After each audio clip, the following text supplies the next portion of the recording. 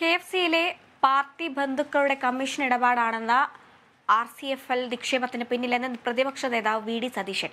അന്നത്തെ ധനമന്ത്രി തോമസ് ഐസക്കിന്റെ അറിവോടെയാണ് ഇത് നടന്നത്. കരുതൽ ധനം സൂക്ഷിക്കണം എന്ന വ്യവസ്ഥ ലംഘിച്ചാണ് നിക്ഷേപം നടത്തിയത്.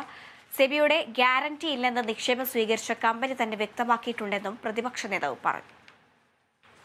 റേറ്റിംഗ് ഏജൻസികൾ ക്രെഡിറ്റ് വാച്ച് നൽകിയിരുന്നില്ല എന്ന സർക്കാരിന്റെയും KFCയുടെയും വാദം പച്ചക്കള്ളമാണ്. അതായത് 19-ാം തീയതി ഇവർ തീരുമാനിച്ച് 20-ാം തീയതി RCFL കൊടുക്കുന്ന ഈ മെമ്മോറാണ്ടത്തിൽ, ഇൻഫർമേഷൻ മെമ്മോറാണ്ടത്തിൽ വളരെ വ്യക്തമായി ഇവരുടെ ക്രെഡിറ്റ് ഏജൻസിയുടെ ഈ ക്രെഡിറ്റ് വാച്ച് എന്ന് വെച്ചാൽ സൂക്ഷിക്കണം.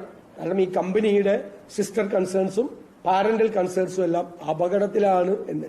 RCFL കൊണ്ടുപോയി നിക്ഷേപിച്ച് മുതലും പോയി, പലിശയും പോയി, ആകെ 7.5 കോടി രൂപ കിട്ടി.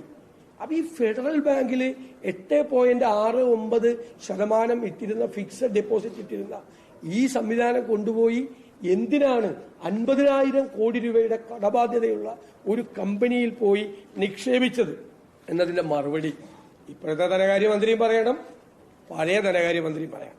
ഇവരെല്ലാവരും കൂടി കൂട്ടുനിന്നിട്ട് രാഷ്ട്രീയമായ പിന്തുണയോടുകൂടിയാണ് ഇവരുടെ പാർട്ടി ബന്ധുക്കൾ KFC കോടിക്കണക്കിന് രൂപയുടെ കമ്മീഷൻ വാങ്ങിച്ച് ഈ നിക്ഷേപം നടത്തിയത്.